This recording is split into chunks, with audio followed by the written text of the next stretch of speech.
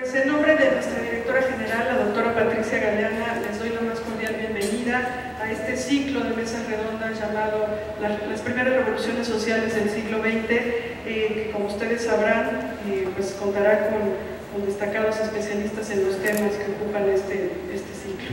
Y bueno, pues nada más para darle la bienvenida y el agradecimiento, por supuesto, a todos los integrantes de la mesa, de manera particular al doctor Enrique Semo, quien es, ustedes lo saben, un historiador y economista destacado, y además es miembro del Consejo Consultivo de este instituto, y bueno, pues también él tuvo, por supuesto, una importante participación en la creación, en el proyecto pues, de estas mesas, así que bienvenido, doctor, y muchas gracias por estar con nosotros. Gracias. Le dejo el micrófono al doctor Enrique Semo.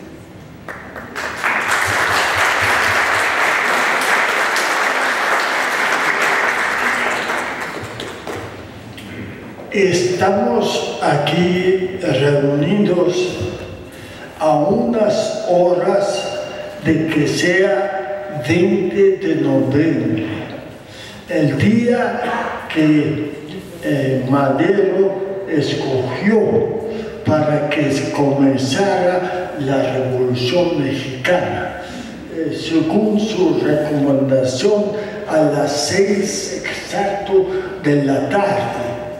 Bueno, la gente cumplió con algo de retraso, pero para enero, febrero, marzo del siguiente año ya el país estaba todo levantado en armas.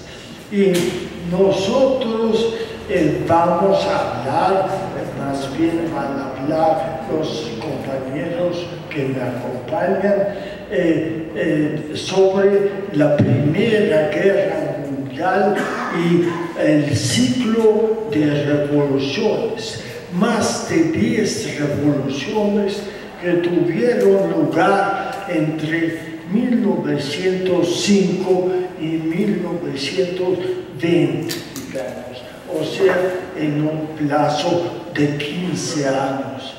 Y esas revoluciones deberían hacernos sentir y pensar un poco de México en el mundo y el mundo en México. Y quiero presentar a ustedes nuestros ponentes de hoy día.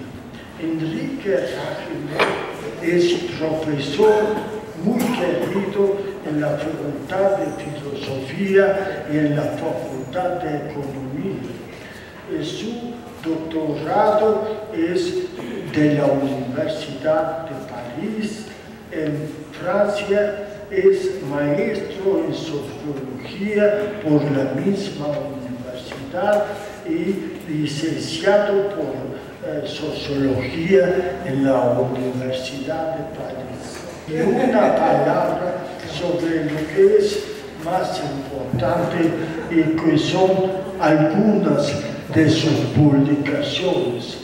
Las fronteras de la patria, 2005, los tiempos calendarios y relojes, 2002, y Historia de México, línea del tiempo. ¿Cómo van a hablar ustedes? ¿En qué orden? No. ¿Quieres empezar? O si quieres yo me arranco. Bien, muy bien. Adelante. Muchas gracias por la invitación a esta institución. Me reclamaron que había puesto solo 3 líneas de semblanza curricular y me lo reclamaron y les dije que me aburren las presentaciones que a veces son más largas que las colaboraciones, ¿no? Lo importante no es lo que uno ha hecho, sino lo que viene a decir. Lamentablemente se traspapeló lo que yo quería verdaderamente que se dijera en dado caso, para que tuvieran una idea de quién les está hablando. Bueno, aparte de ese doctorado, yo tengo un doctorado en historia que me Me complace enormemente porque fueron de los estudios más agradables de toda mi carrera.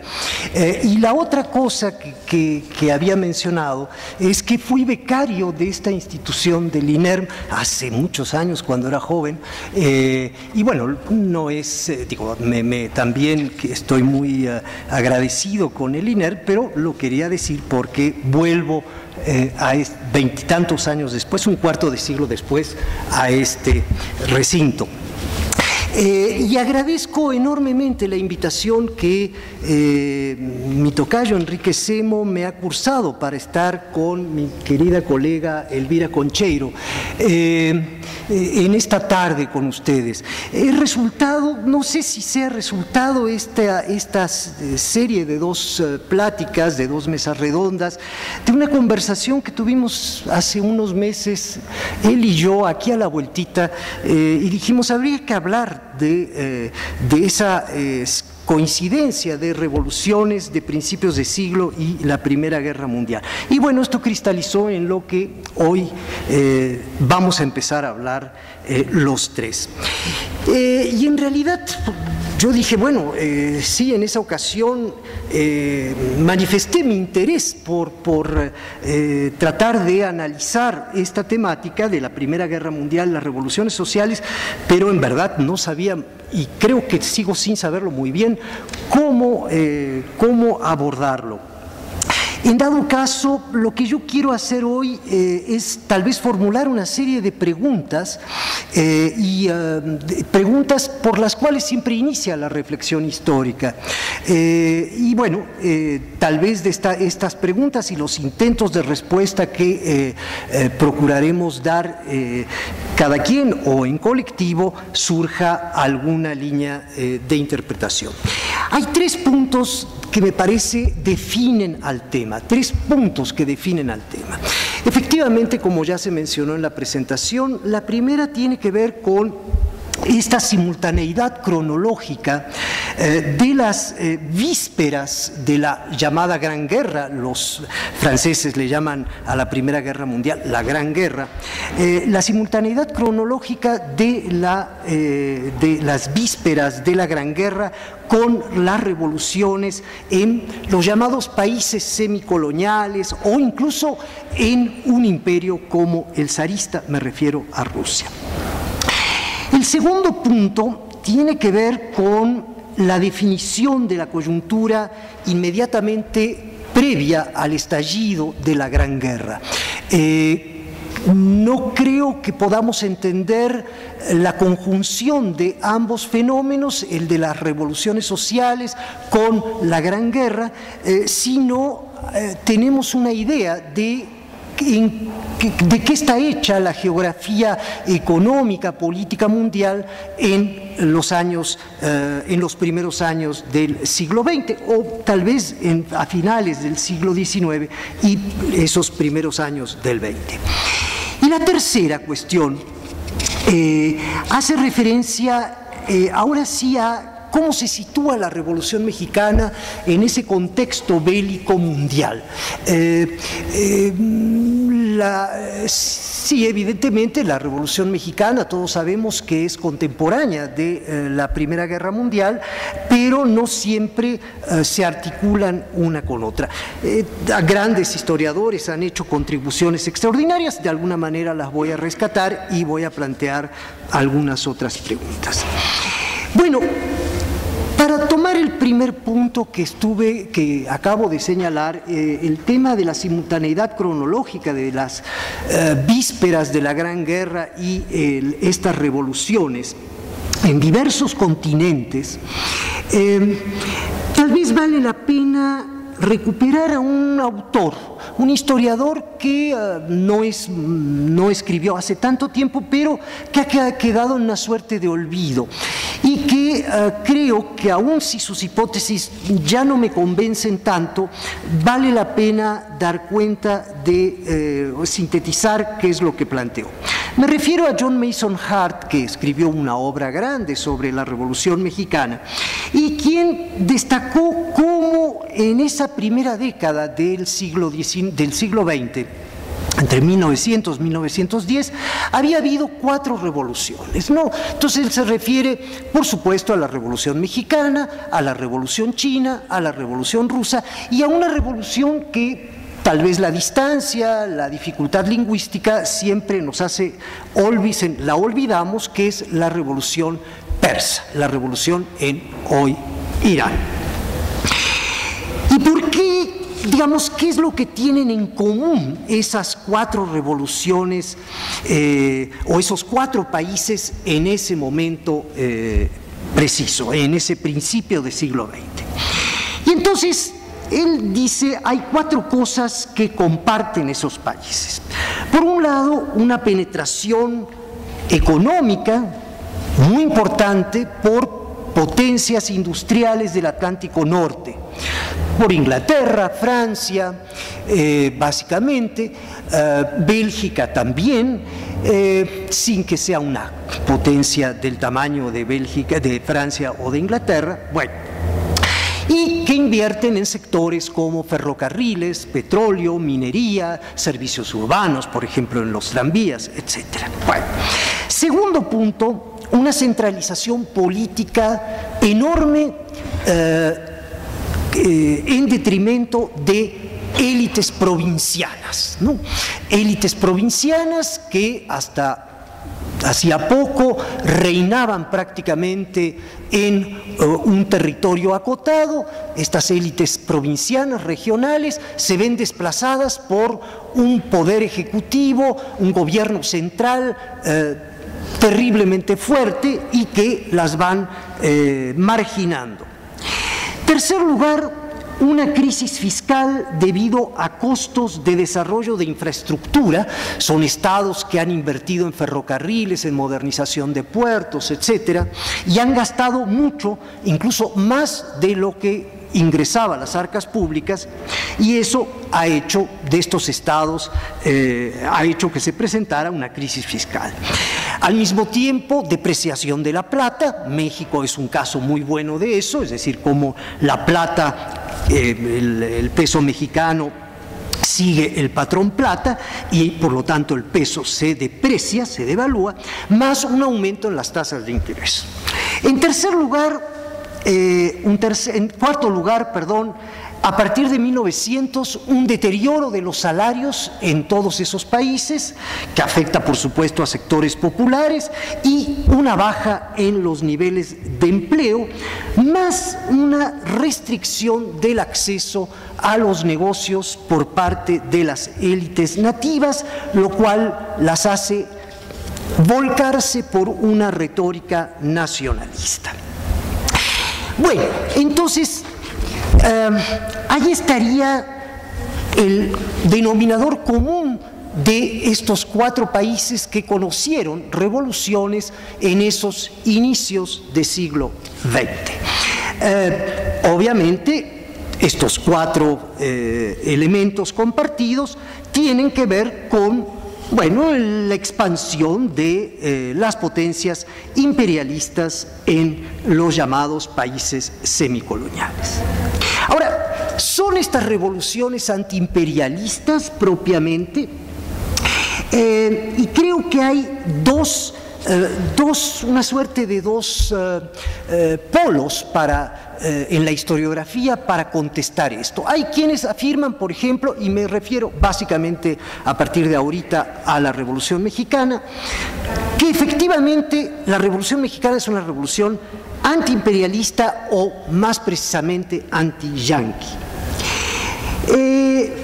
Otros dicen, no es tan cierto eso, porque no es tan cierto por varias razones.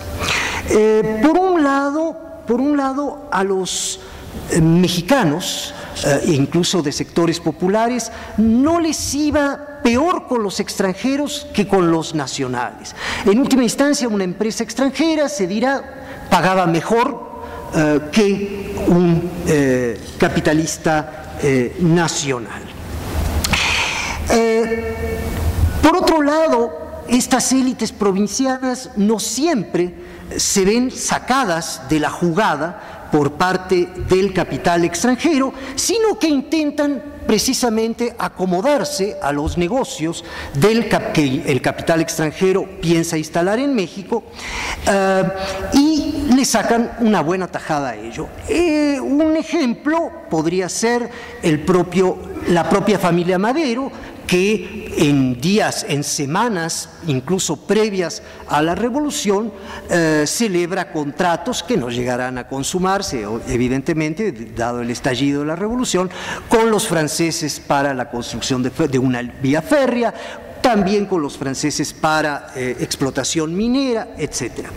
Otro caso es el de los Terrazas, los famosos Terrazas de Chihuahua, el clan regional tal vez más poderoso del México porfiriano, que sacan partido de la presencia del capital norteamericano y que incluso a veces logran contratos más jugosos para ellos que para los propios estadounidenses.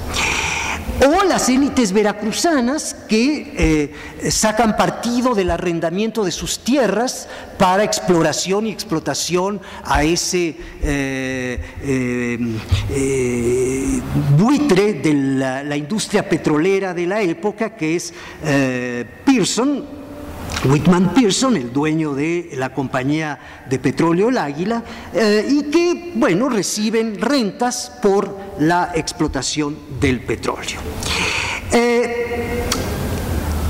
¿Qué es entonces, digamos, será que realmente estas élites se sintieron amenazadas, marginadas de los negocios por la llegada masiva de capital extranjero? Dejo un poquito por ahora la pregunta. Ahora, por parte de los sectores populares, ¿qué tanto había muestras de verdadera oposición al capital extranjero? El caso que siempre se menciona es el de Cananea. Cananea, donde, como sabemos, los trabajadores, entre otras razones para estallar la huelga, es la discriminación que sufren respecto a trabajadores norteamericanos, ¿no? Pero el memorándum que ellos emiten no dice fuera los capitalistas extranjeros, el dueño, el señor Green, sino dicen: queremos que 75% de los contratados sean mexicanos y 25% extranjeros. Incluso el programa, vale la pena mencionar, el programa del Partido Liberal Mexicano, ¿no? De los Flores Magón y muchos otros, que de 1905, que la única mención que hace al capital extranjero es la siguiente: declarar mexicanos a los extranjeros que adquieran bienes raíces, ¿no? El propio Plan de San Luis de Madero, la mención que hace al capital extranjero es la siguiente, y digo textual: se llama la atención respecto al deber de todo mexicano de respetar a los extranjeros en sus personas e intereses. Bueno, entonces, estoy dejando algo en suspenso.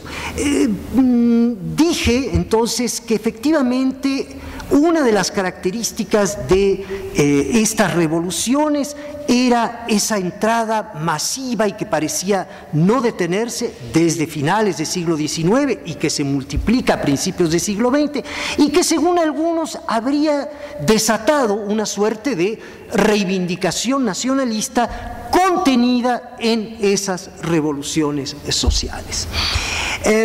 Y lo que muy escuetamente estoy tratando de decir es que no necesariamente es así.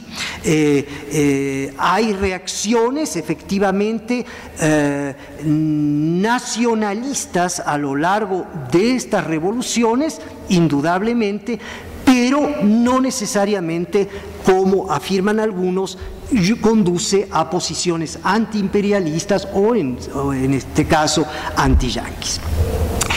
El segundo punto, como lo anuncié, tiene que ver con la coyuntura previa al estallido de la Gran Guerra, es decir, la definición de esa coyuntura inmediatamente anterior a 1914. Y aquí yo apuntaría dos fenómenos fundamentales, ¿no? El primero hace referencia al declive de Gran Bretaña en la posición de actor hegemónico mundial. Lo que se ha llamado la Pax Británica, que es todo el siglo XIX prácticamente, o desde la derrota de Napoleón hasta principios del siglo XX, está asignado ese siglo por el dominio incuestionable de Gran Bretaña. Como lo dice Hobson en algún momento, la flota británica, no nos olvidemos que es una isla, que son islas británicas, la flota británica equivale al total de las flotas de todo el mundo. Bueno, eso nos da una idea del poderío que tiene mercante, pero también militar en los océanos y por lo tanto en el control de las rutas por parte de Gran Bretaña. Bueno, esa Pax Británica empieza a periclitar desde finales del siglo XIX, y este es el segundo punto fundamental desde mi punto de vista para la definición de la coyuntura, y tiene que ver con la emergencia de Estados Unidos, ¿no? Y aquí van algunos datos que tal vez nos dan cuenta de la relevancia que va cobrando Estados Unidos en ese concierto mundial por primera vez. El Producto Interno Bruto norteamericano crece mucho más rápido y más alto que el Producto Interno Bruto británico desde la segunda mitad del siglo XIX. Y aquí les van algunos indicadores, ¿no?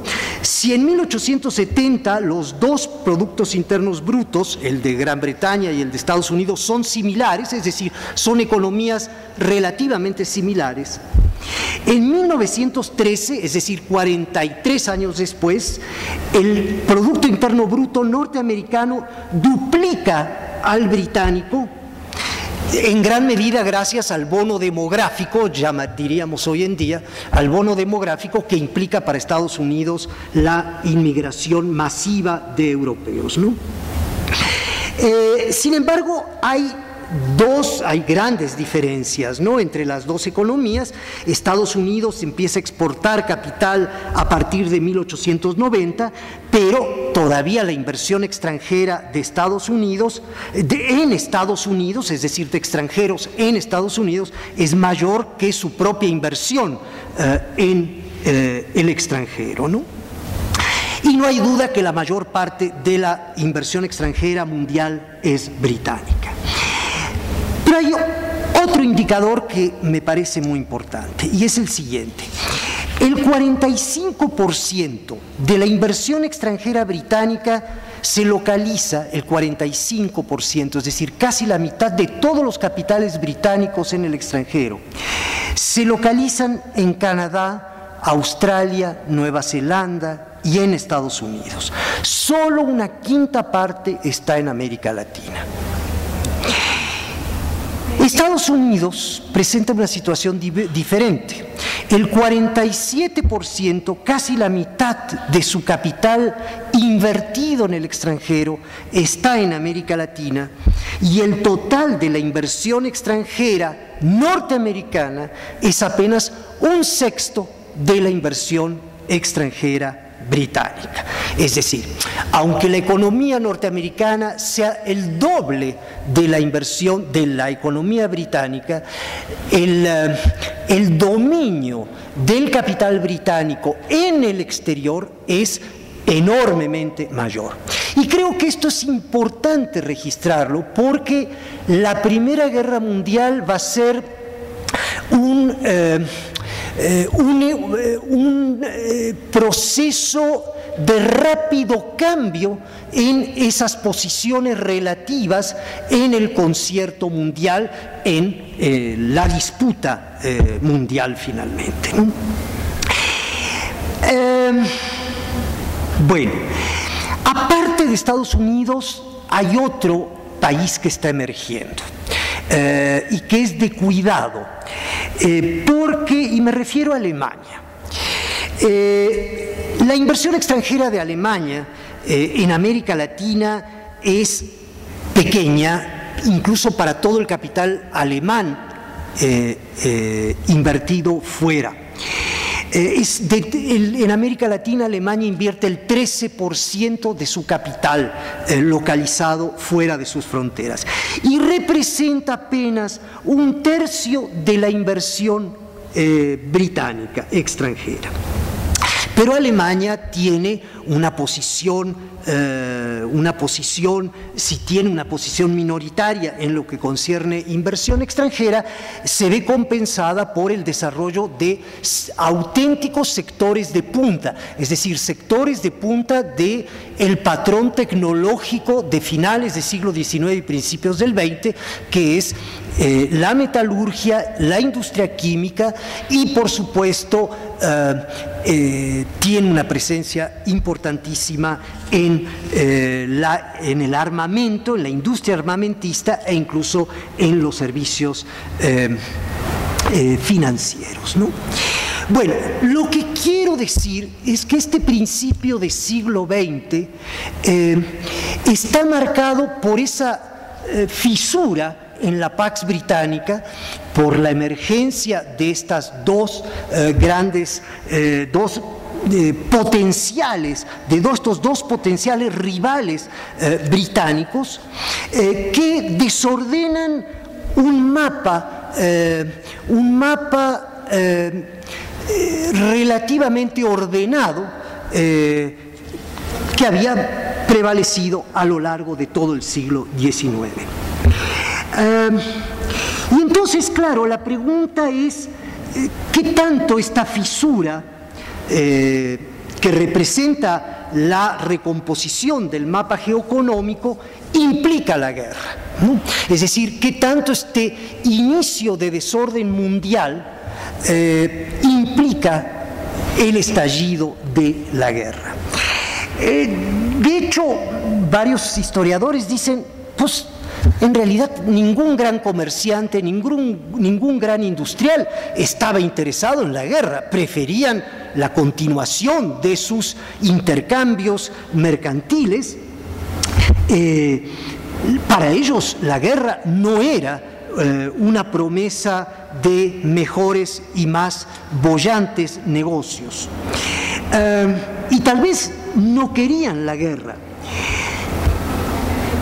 Otro historiador nos dice, muchas veces se arguye que el sector armamentista empujó a la guerra. Y es cierto, los gastos en armamentos en esa coyuntura anterior a la guerra crecen de manera desorbitada. En Alemania, por ejemplo, se cuadruplican los gastos en armamento. Y bueno, como todos sabemos, los armamentos, el consumo de armamentos es la guerra, ¿no? Los armamentos comprueban su utilidad en la guerra, matando. ¿Será que el sector armamentista fue el que impulsó la guerra? No habría, ciertamente, tal vez es probable que hayan tenido más de un interés económico por una guerra que hubiera implicado un armamentismo todavía mayor. Pero de ahí atribuir la guerra, el estallido de la guerra, a ese sector armamentista tal vez es exagerado. Nuevamente, citando a este historiador que vivió todo el siglo XX, por cierto, que fue Eric Hobsbawm, encontramos alguna respuesta provisional que, digamos, esta es la expresión más sintética de lo que él quiere decir. Y es la siguiente, me parece fantástica. En el océano global, todos los estados son tiburones, ¿no? Bueno, ahí se las dejo de tarea. Perdón. Bueno, paso a que lo repita. En el océano global, todos los estados son tiburones. Bueno. Paso al tercer punto que prometí mencionar. Y es el relativo a cómo se sitúa la Revolución Mexicana en este contexto bélico, cómo incide la revolución en la contienda y cómo México incide en la guerra, o mejor dicho, cómo incide la guerra en la revolución y cómo la revolución en la guerra. Y creo que esta segunda parte de la pregunta, que es difícil contestar, pero sobre la cual yo sí quiero despertar su curiosidad, porque tal vez no puedo más que eso, no tengo muchos elementos, aunque hay quien nos ayudó de alguna manera a intentar resolverlo. Y ahorita voy a decir quién es. Me parece el más interesante, ¿no? Bueno, en primer lugar, yo quisiera decir que México es parte de esa definición de la coyuntura previa al estallido de la Primera Guerra, que acabo de definir como de fisura de la Pax Británica, ¿no? Tal vez si el tema petrolero hubiera tenido lugar a mediados del siglo XIX, bueno, seguramente los británicos hubieran obtenido la totalidad de las concesiones petroleras en México y punto. Para cuando la cuestión petrolera se plantea, es decir, se plantea el tema de la explotación petrolera en México, Gran Bretaña tiene un rival y ese rival son empresarios norteamericanos. Hay un conflicto que tiene lugar en esos primeros años del siglo XX y ulteriormente, por lo menos hasta 1919, en torno a la cuestión petrolera entre empresas británicas y empresa británica y empresas norteamericanas, y de alguna manera entre corona británica y gobierno norteamericano. Dos grandes rivales, digamos, bueno, la compañía mexicana de petróleo El Águila, que en realidad es Eagle Petroleum Company, y Standard Oil, bueno. Ese conflicto me parece que es expresivo ya de esa, o forma parte de esa coyuntura signada por ese rompimiento de la hegemonía incuestionable de Inglaterra.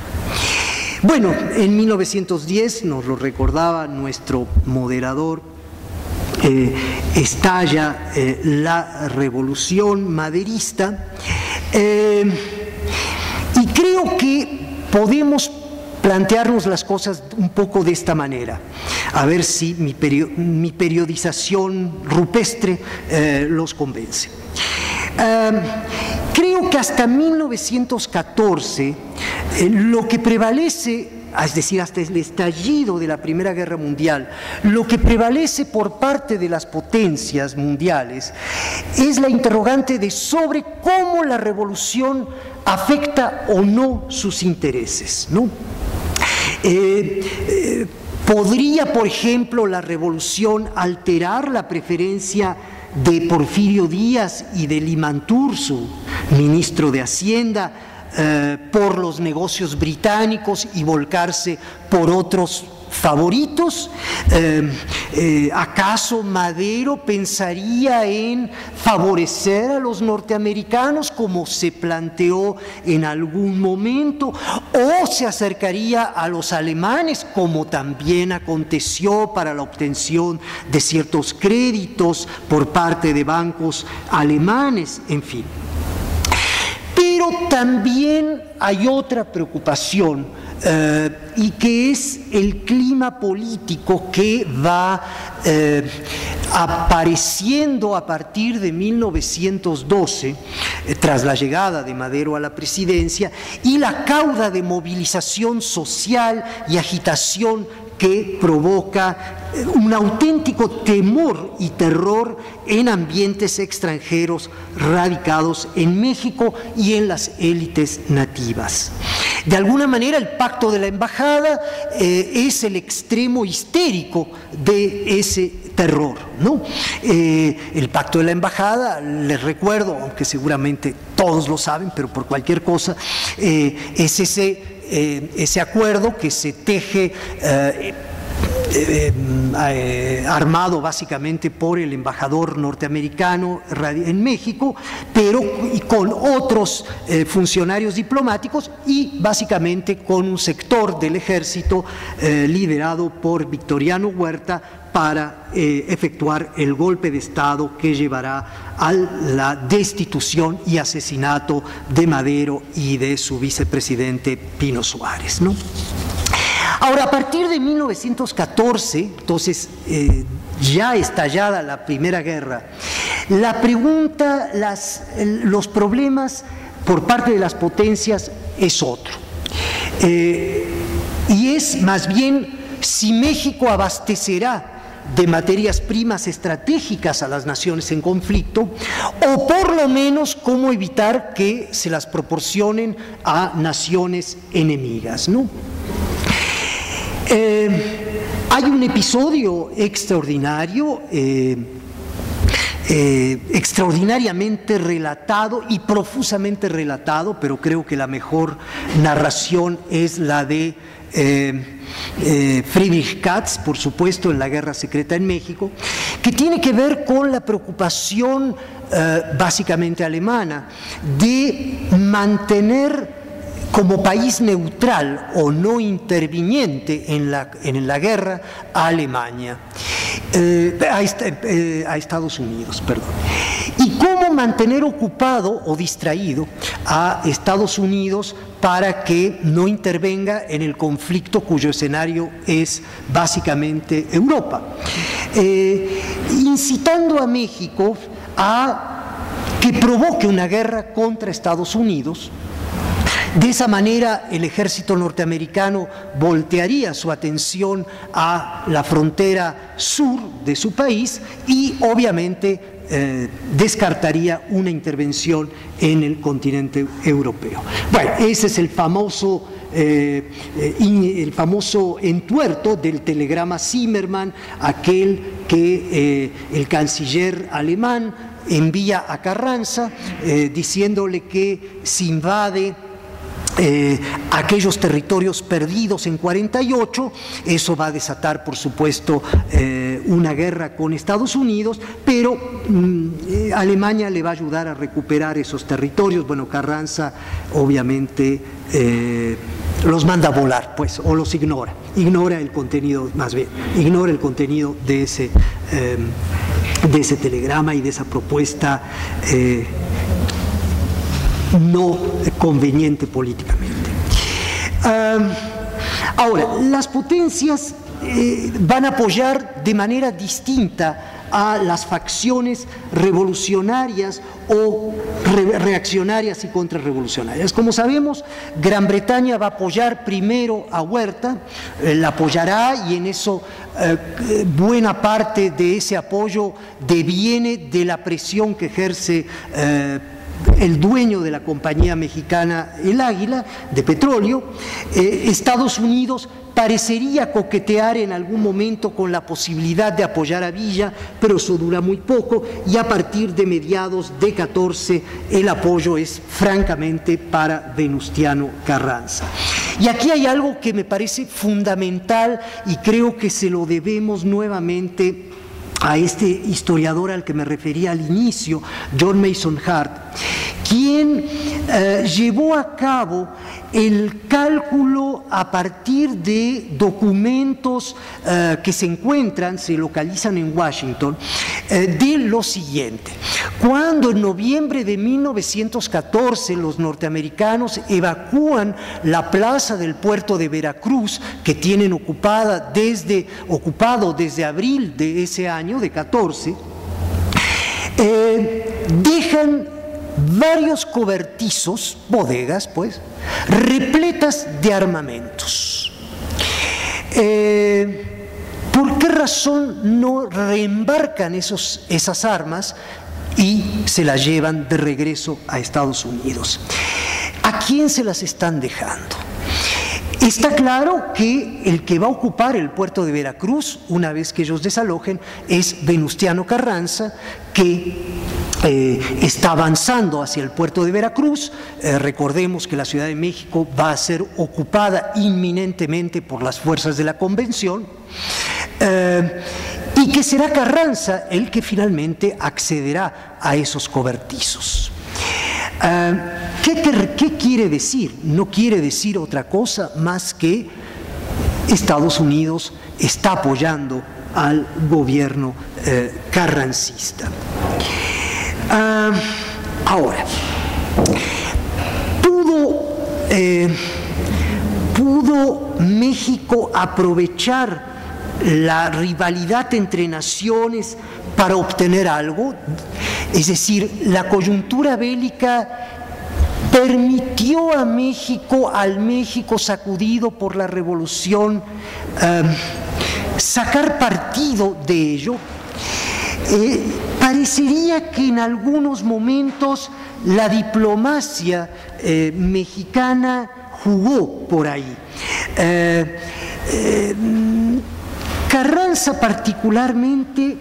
particularmente se acerca a Alemania, y los alemanes se acercan a Carranza, y acabamos de mencionar ese incidente del telegrama Zimmermann. Carranza espera obtener por lo menos créditos por parte de Alemania y armamento para liquidar a los contendientes. De hecho, bueno, el armamento que le deja a Estados Unidos, no completé eso, va a ser el usado en las batallas del Bajío de 1915, que le permitirán a Obregón vencer al villismo. Bueno, decía yo al principio que en ese principio de siglo, esta Pax Británica se ha fisurado o empieza a fisurarse, y el desenlace de la guerra va a ser un acelerador de ese declive británico. ¿Qué le pasa? ¿Qué consecuencias tiene para México? Desde mi punto de vista, claro, la guerra sella esa transición en la competencia capital. Sí, voy a terminar, ya no te preocupes, ya merito. Uy, sí, yo siempre digo, voy a hablar poco porque en realidad creo que voy a hablar poco y bueno, se me va el tiempo. Disculpen, ya merito acabo. La guerra sella la transición en la competencia capitalista a nivel mundial, es decir, Gran Bretaña cede el paso a Estados Unidos. Ahora, para México, ¿qué va a significar? Para México va a significar tener que negociar con Estados Unidos. Como ustedes saben, los países aliados, Gran Bretaña, Francia, en fin, y otros países, quedan debilitados, diezmados por el esfuerzo bélico. Estados Unidos se involucra en la guerra a partir de 17, pero la guerra no tiene lugar, no tiene como escenario Estados Unidos, manda tropa, pero no se verifica el enfrentamiento en Estados Unidos. Y todos esos países que tienen inversiones en México, intereses en México, le van a ceder a Estados Unidos el papel de representante de todos los intereses, de todos sus intereses, las indemnizaciones, los reclamos por las pérdidas, etcétera, pero sobre todo el cuestionamiento del alcance de los preceptos revolucionarios de la Constitución y básicamente el artículo 27. Que a la postre, bueno, tendrá, eso ya hablaremos otro día tal vez, de los acuerdos de Bucareli, ¿no? Ahora, creo que ya con esto termino, sí, te lo prometo, Enrique.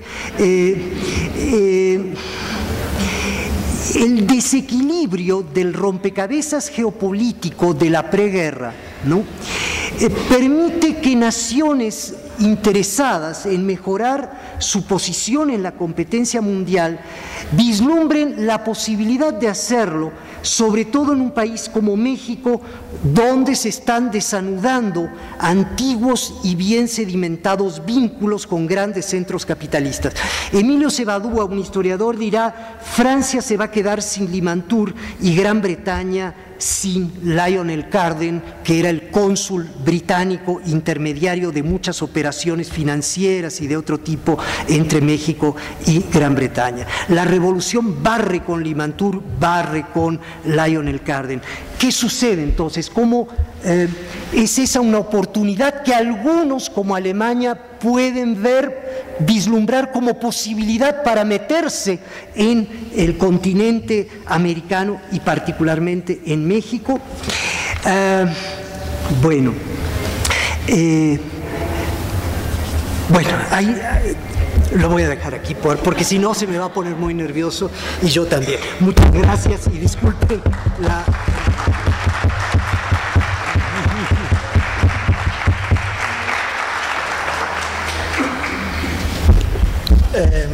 Hemos tenido una excelente introducción acerca de las fuerzas internacionales que actuaron en la Revolución Mexicana.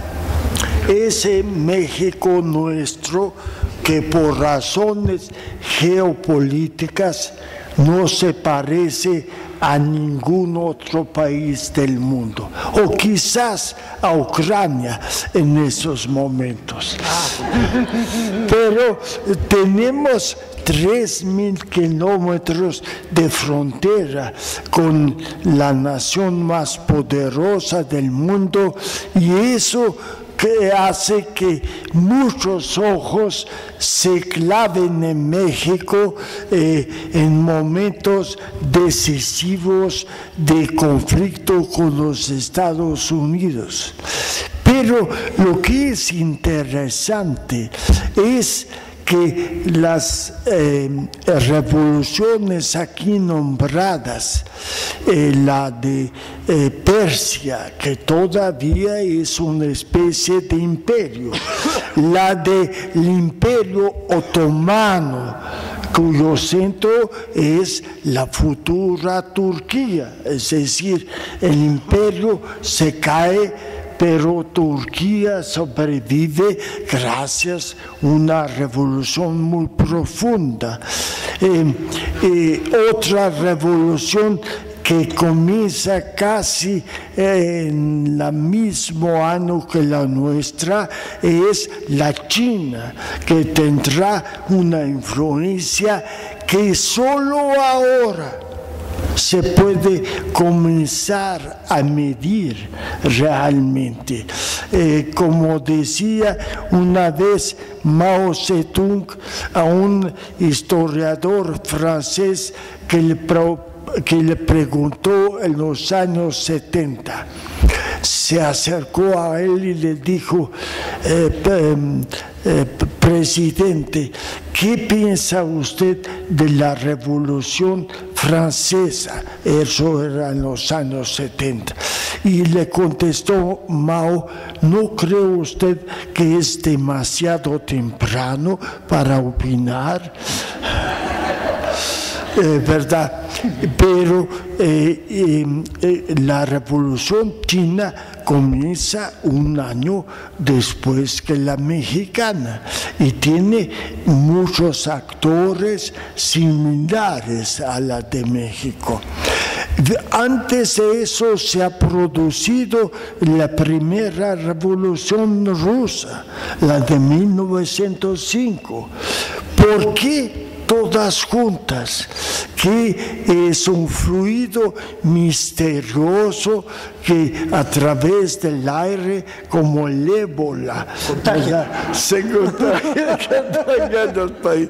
¿Cómo explicar? Ahora, México está fuera de tono. Todas las otras revoluciones tienen lugar en Asia y en Europa. E incluso la gran revolución rusa es en un país que es europeo y asiático a la vez.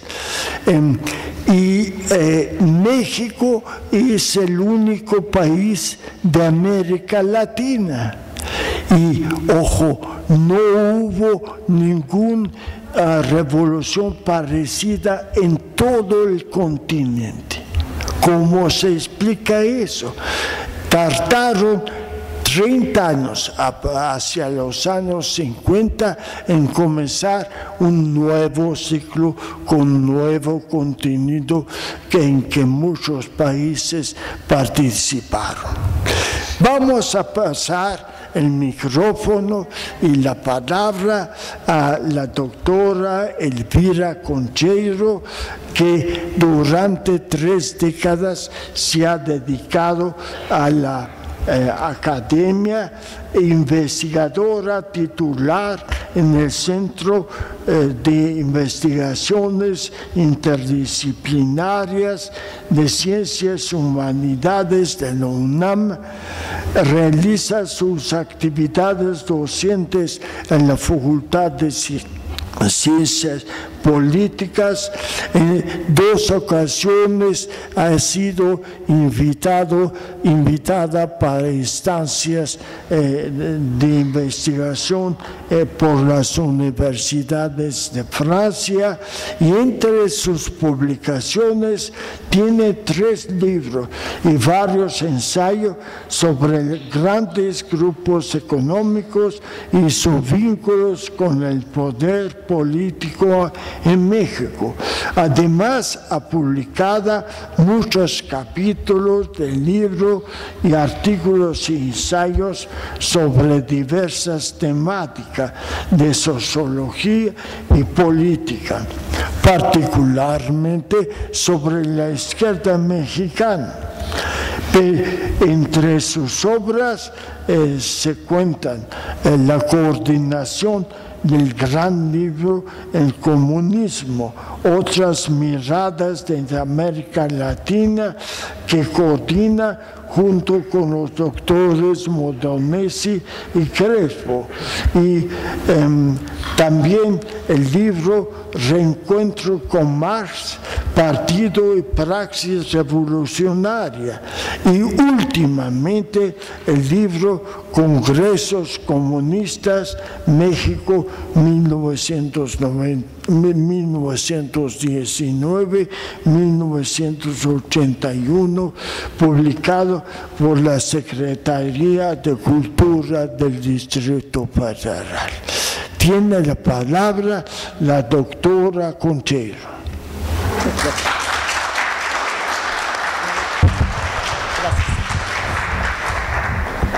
Muchísimas gracias. Quiero antes que nada expresar mi agradecimiento a mi amigo, a mi compañero Enrique Semo, y también al Instituto Nacional de Estudios de Historia de las Revoluciones Mexicanas por esta invitación a participar de este ciclo, las primeras revoluciones sociales del siglo XX, que me parece que es una reflexión, el tema, siempre importante, pero ahora creo que lo es más. Y creo que es más por lo siguiente. Quiero confesar que que tuve en días pasados una enorme dificultad para preparar esta modesta exposición debido a los dramáticos acontecimientos que han ocurrido en México y que dan cuenta de una situación extrema, de una barbarie sin sentido que se ha instalado y que, por tanto, han generado un inmenso dolor que sufre en consecuencia la sociedad mexicana.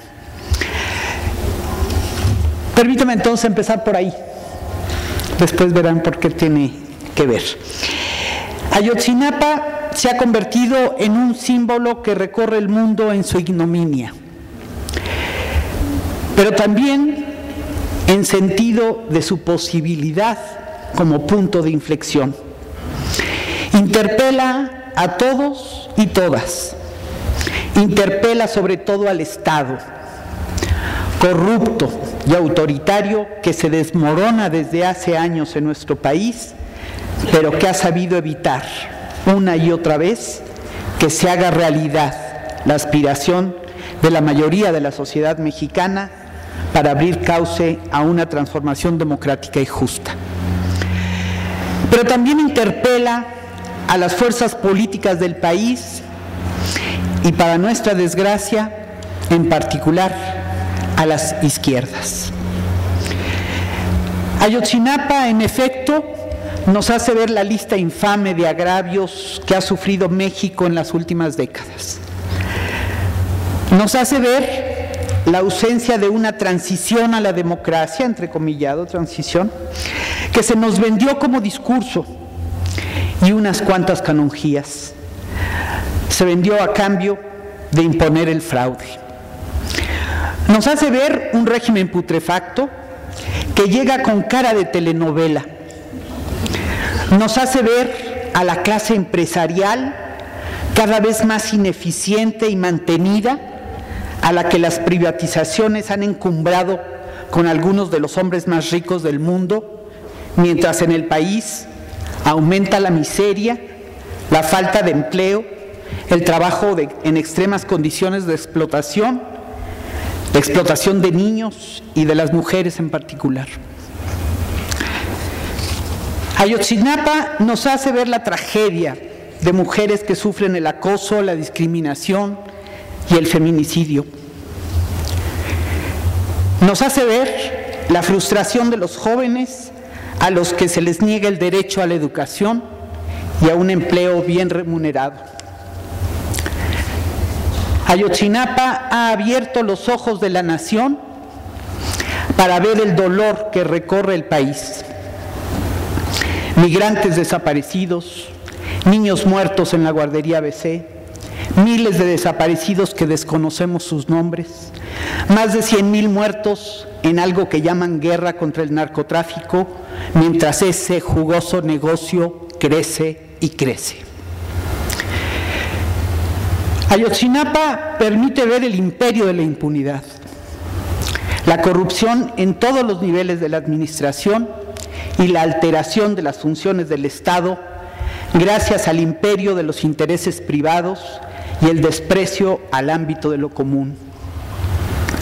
Ayotzinapa hace ver que esto es resultado de un capitalismo delincuencial que permite el draconiano modelo económico neoliberal que en México no hemos podido frenar. Pero creo que también Ayotzinapa, los sucesos que hemos vivido en muchas partes del territorio nacional a raíz de esa agresión a los jóvenes normalistas, nos hará entender de otra manera el tema que aquí nos reúne. Creo que en primer lugar tendremos más sensibilidad para entender lo que es una situación que obliga a darlo todo para que se detenga el dolor y el sufrimiento de un pueblo. Es decir, para entender de qué hablamos cuando hablamos de una revolución. Y si no, pues escuchemos lo que dicen sobre esto unas palabras de los indígenas zapatistas que acaban hace unos días de recibir a los padres, a una comisión de los padres de los normalistas de Ayotzinapa.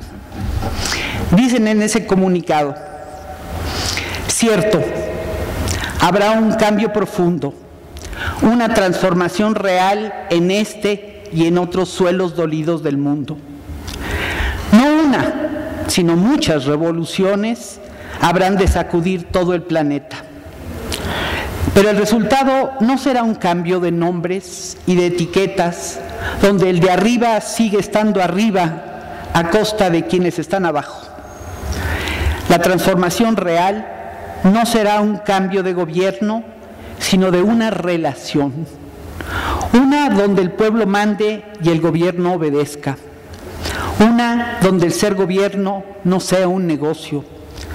Una donde el ser mujeres, hombres, otroas, niñas, niños, ancianos, jóvenes, trabajadores o trabajadoras del campo y la ciudad no sea una pesadilla o una pieza de casa para el disfrute y enriquecimiento de gobernantes. Una donde la mujer no sea humillada, el indígena despreciado, el joven desaparecido, el diferente satanizado, la niñez vuelta una mercancía, la vejez arrumbada. Una donde el terror y la muerte no reinen. Una donde no haya ni reyes ni súbditos, ni amos ni esclavos, ni explotadores ni explotados, ni salvadores ni salvados, ni caudillos ni seguidores, ni mandones ni mandados, ni pastores ni rebaños. Esa es una pequeña parte de ese extraordinario comunicado con el que recibieron, del discurso con el que recibieron a los padres de familia, los del Ejército Zapatista de Liberación Nacional, 15 de noviembre pasado.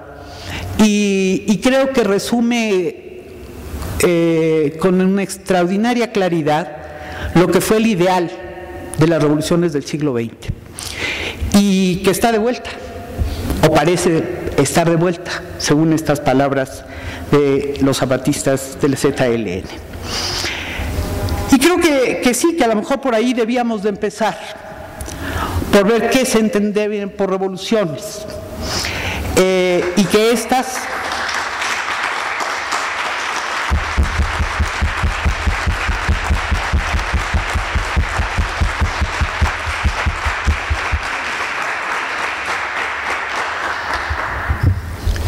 Gracias. Y que las revoluciones se producen cuando la situación lo exige. No calculan si tendrán condiciones de triunfo, sino que están ciertas de que no se puede aguantar más. Las revoluciones son puntos de inflexión, ciertamente. Son grandes actos colectivos de transformación. Las revoluciones son quizá lo más complejo del funcionamiento social, de cómo es que se mueve la sociedad humana, y también son altamente mistificadas por lo mismo. Por décadas, algunas revoluciones provocaron el espejismo, la idea falsa de que se puede hacer la revolución. Es decir, que nos juntamos, la pensamos, nos dedicamos a ella y se va a producir. Ciertamente hubo revoluciones que contaron con mayores medios de organización o con instancias de coordinación muy amplias, como por cierto la Revolución Cubana, que pareciera que fue hecha por un pequeño grupo o por dos grandes personas, o si queremos por una persona, Fidel Castro idealizado, etcétera, y en realidad la Revolución Cubana es una de las que dio muestra de esta extensísima red que establece y coordinación que establece la fuerza revolucionaria para hacer posible este gran acto colectivo. Pero en realidad la mayor parte de esas revoluciones de principios de siglo carecieron de sólidas organizaciones y de una conducción política definida. Desde luego no estoy hablando del caso de la más clásica, de la Revolución Rusa, pero ahora voy a ello. Las revoluciones se resisten con frecuencia a tener fecha definida. Entonces también generan otro espejismo, el ser como rayos en cielo sereno, acciones espontáneas, imprevisibles, sorpresivas. Y en realidad no son ni una cosa ni la otra, ni son acción de un pequeño grupo extraordinariamente organizado que ha puesto fecha a la revolución, ni tampoco acciones sorpresivas que nacen de la nada. Y hay algo extraordinariamente extraño, que pese a el gran esfuerzo de los historiadores por esa reconstrucción puntual, que dan cuenta de la complejidad de las revoluciones, de sus grandes momentos, de sus pequeños momentos, de su variedad de personajes. Pese a todo esto, al final lo que queda de estos actos colectivos tan importantes es con mucha frecuencia una visión simplificada, mistificada, falsa esencialmente. Por eso saludo mucho que a 100 años de la Primera Guerra Mundial, que provoca, o alrededor de ella se provoca esa primera gran oleada de revoluciones que vivió el siglo XX, pero que en realidad vamos a ver a lo largo de todo ese siglo una serie de acciones, estemos reflexionando sobre el tema. Y yo, antes de hablar de algunas de estas revoluciones de principios del siglo XX, quiero invitarlos a reflexionar sobre algunas de estas dificultades que tenemos hoy para entender las revoluciones. Uno de los aspectos relevantes de cuestionamiento que se han hecho las izquierdas estos años pasados es precisamente el de las posibilidades y formas de la transformación radical de la sociedad, cuestiones a las que ha estado siempre asociado el concepto de revolución. Ciertamente, en el lenguaje común, la palabra revolución prácticamente ha desaparecido y la discusión sobre sus posibilidades, su carácter, sus componentes, que durante 2 siglos y hasta hace poco más de 2 décadas ocupó tanto tiempo en los debates políticos y académicos, ha sido sustituida por cuestiones que parecen menos molestas, aunque resulten igualmente complejas, como por ejemplo el de los procesos de transición democrática o los temas de la gobernabilidad y la gobernanza que estuvieron tan de moda en nuestra América Latina en décadas pasadas. Así, hablar de revolución aparece de inmediato como lenguaje trasnochado de quien no parece entender los nuevos procesos, pues en el discurso dominante las posibilidades de cambios profundos han quedado ideológicamente descartadas. La imponente campaña que invoca como inevitable la modalidad actual de desenvolvimiento del capital trabajó arduamente en términos incluso del lenguaje. Como señala Friedrich Jameson, ha habido una destrucción en un nivel jamás alcanzado, el de las palabras. En esta perspectiva, no se trata de uno u otro vocablo cualquiera de la izquierda que ha entrado en desuso, sino de introducir la idea de que no hay lugar en nuestros días para el pensamiento encaminado a impulsar el cambio social, que éste pertenece a las ilusiones e imposibilidades del pasado. De forma que, en primer lugar, es necesario reconocer que en las últimas décadas el capital ganó una gran batalla también en el campo de las ideas y la cultura. Sin embargo, más allá del discurso propagandístico que llegó incluso al paroxismo de negar la historia y por tanto el futuro, debemos preguntarnos si acaso el concepto de revolución, ligado desde luego al de la modernidad, que desde hace por lo menos 3 centurias intenta sintetizar los bruscos y con frecuencia sorpresivos cambios sociales, mantiene ahora vigencia. Habría que recordar en primer lugar que a partir de las primeras sublevaciones de los trabajadores fabriles ocurridas en la década de los 30 del siglo XIX, la idea de revolución fue sometida a una nueva conceptualización que arribó a la conjunción de su carácter político y su esencia social. Si hasta entonces la revolución era el término utilizado para definir los cambios profundos en el ámbito del Estado, ello respondía al hecho histórico de que las acciones que la burguesía había emprendido para generalizar su dominio habían sido esencialmente políticas, es decir, sus revoluciones habían tenido como fundamento la modificación de una forma concreta, específica de Estado, de la monarquía para implantar otra forma específica, la república. Lo cual se explica a su vez por el hecho histórico de que la transformación que implicó la instauración del trabajo asalariado se había abierto paso en el seno de una paulatina descomposición de las relaciones feudales, mientras que el nuevo poder político que exigía dicha nueva dominación social requirió de varios procesos políticos revolucionarios. En cambio, de acuerdo con los primeros teóricos de la lucha obrera, me refiero aquí a Marx desde luego, las transformaciones profundas que anunciaban aquellas primitivas acciones de los trabajadores eran nada menos que la superación de su condición deshumanizada y por tanto la superación de toda forma de dominio. En esa idea, si para acceder a la emancipación del hombre los procesos revolucionarios habrían de realizar el acto político de destruir y disolver el viejo poder constituido, su obra constructora, o como dijera Marx, su acción organizadora, habría paso a su esencia social.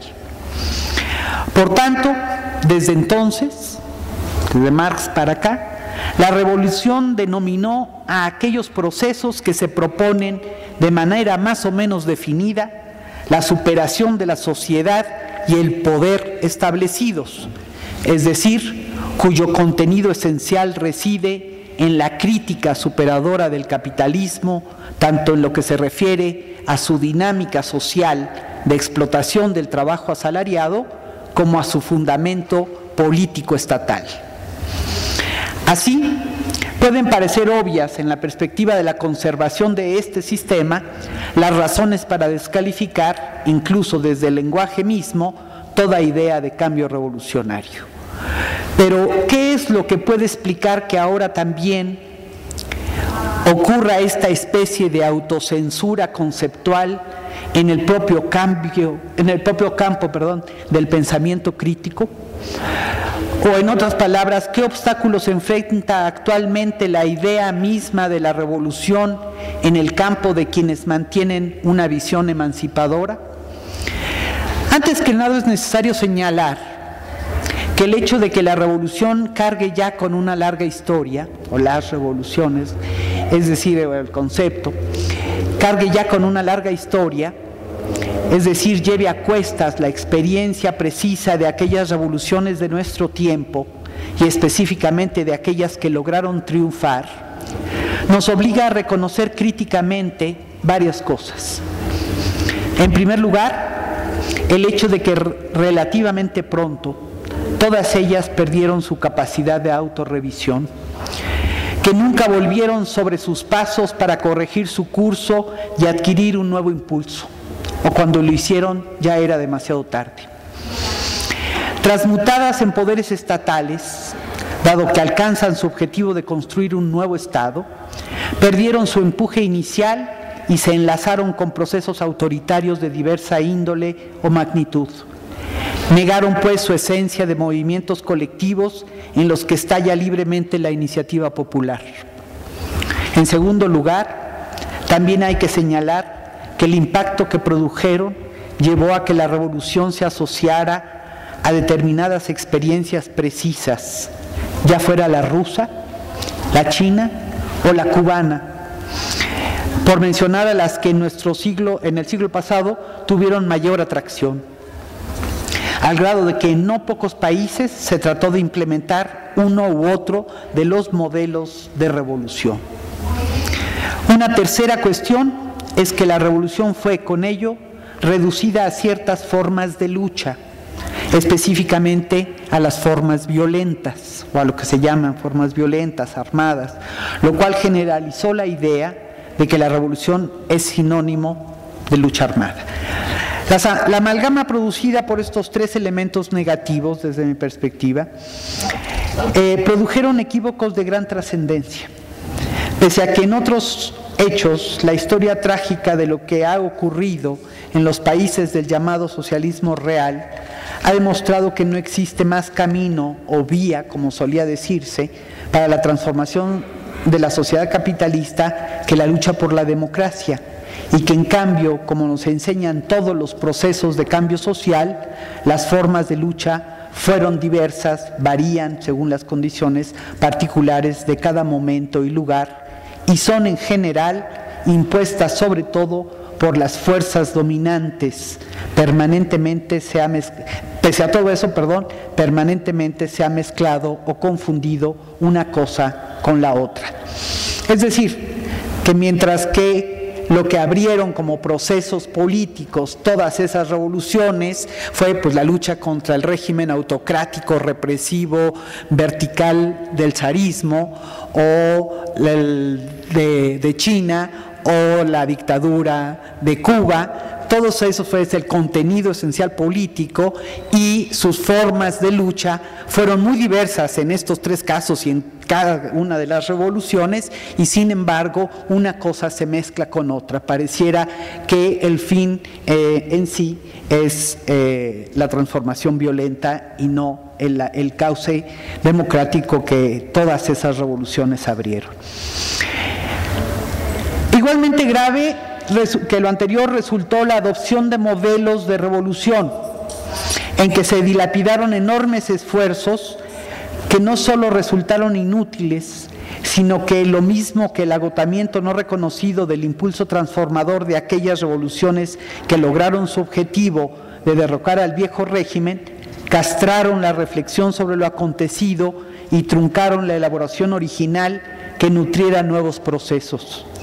No está por demás reconocer, a la vez, la gran incertidumbre que deja el hecho de que las revoluciones anticapitalistas de nuestra época hayan sido incapaces de crear efectivamente una nueva realidad social que hiciera posible la emancipación del trabajo y las formas políticas democráticas que se encaminaran a la superación de toda forma de dominio. Es esta herencia la que han de superar ahora los movimientos que buscan remontar el orden de cosas existente, lo cual, a pesar de las enormes dificultades que se les anteponen hoy en día, no será posible si se evade el reconocimiento de lo que ellos mismos son. Los procesos revolucionarios, como imponentes actos colectivos de la sociedad, en los que se producen creaciones inéditas, se potencia la capacidad inventiva de los individuos y se sintetizan los anhelos de cambios acumulados por varias generaciones, han adquirido siempre formas impredecibles que responden a situaciones políticas específicas y a un acopio de cultura política resultado de las formas particulares de ejercicio del poder estatal y de la resistencia y acción popular. Por tanto, los actores y las fuerzas que estos conforman, los procesos revolucionarios, lo mismo que los medios de actuación que adoptan y los objetivos concretos en los que se plasma la acción revolucionaria tendiente a superar el viejo orden, son siempre diferentes e irrepetibles. Analizar cualquier proceso de cambio revolucionario obliga entonces al estudio específico de sus causas, componentes, fases y alcances, el compromiso concreto con la realidad que se busca transformar debiera ser la pauta fundamental del análisis, ya que cada sociedad se plantea tareas originales de acuerdo a su propia historia y a sus propios rezagos sociales. De ahí que, así como deben quedar definitivamente atrás los tiempos en que se intentaba o se soñaba con la exportación de procesos de esta naturaleza, el estudio de acontecimientos sociales de tal magnitud no puede encasillarse en esquemas surgidos de otras experiencias.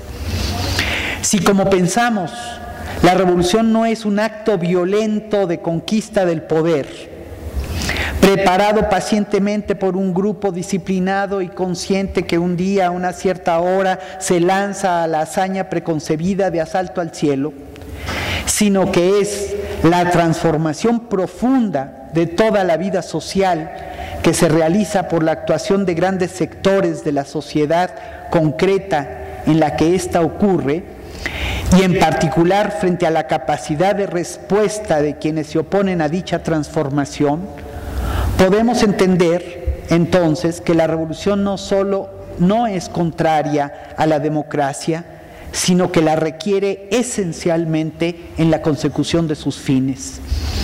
Ciertamente, la transformación social de raíz que permita superar el capitalismo representa un acto de fuerza, de la misma manera que es la fuerza hegemónica que mantiene el capital la que lo impide. Mientras puede, y tal como lo muestra la historia, recurriendo a los medios que sean necesarios. Y es acto de fuerza porque transgrede los límites establecidos, las reglas acordadas, aunque ejerza la llamada soberanía popular. Ese ejercicio de poder constituyente, en los términos en que lo señala, entre otros, Pablo Barcelona, que se permite reformular las pautas de organización social, puede ser considerado desde la perspectiva de la democracia liberal como transgresor de la propia democracia, pero no porque necesariamente haga uso de la violencia, ya que las formas o los medios utilizados han sido históricamente diversos e incluso en no pocas circunstancias poco o nada violentos, sino porque se sale de las reglas establecidas, repito. Sin duda alguna, las revoluciones del siglo XX, en su intento por superar el capitalismo, hicieron uso de la fuerza y del poder constituyente, y aquellas que lograron triunfar mostraron contar con la capacidad y legitimación necesarias. Sin embargo, fue la acción violenta de respuesta y atropello a esas voluntades mayoritarias la que desató guerras civiles de extraordinaria violencia con las cuales se identificó después, y paradójicamente, a la propia revolución. El problema, por tanto, estriba en que la ampliación de la democracia a través de la creciente participación de la sociedad en sus asuntos, despojando al Estado del monopolio de la administración y gestión de la cosa pública, llega necesariamente a un punto de modificación radical del orden existente, a la revolución. En esos términos, la revolución no puede ser entendida más que como estallido del conflicto social en el que se sustenta la sociedad moderna, su momento extraordinario que rompe con las normas que regulan dicho conflicto en la búsqueda de su superación. Es por ello un acto con frecuencia imprevisto. Nadie puede determinar de antemano el momento preciso en el que el desarrollo del conflicto se topa con un límite que se siente necesario, incluso vital, transgredir y trascender. Más allá de cualquier sublimación del concepto de revolución en el que cierta izquierda se ha empeñado en buscar su identidad diferenciada de los otros, y en tiempos en los que, en general, la revolución no parece tener gran actualidad, según los términos utilizados por Lukács, es necesario reconocer que las revoluciones, en plural, como hechos concretos, diversos e históricamente determinados, han representado actos radicales de asunción del papel protagónico de sectores de la sociedad que se rebelan a un orden existente que los excluye. Esas acciones representan entonces un ejercicio pleno de autodeterminación y por tanto de soberanía democrática. La lucha por la ampliación permanente de la democracia y su continua reinvención Es, por tanto, el camino de las transformaciones radicales. Al hacer manifiestas y nítidas las contradicciones en que se sustenta el régimen capitalista, la democracia es también el terreno práctico de su superación, el camino de conocimiento y adquisición de las experiencias necesarias que permiten trascender el solo ámbito de lo político para abrir paso a la revolución social, a la restitución comunitaria con fundamento en la libre asociación de los productores que han superado el trabajo enajenado de la que nos habló Marx. Tal es la experiencia que yo extraigo de las revoluciones del siglo XX. Gracias.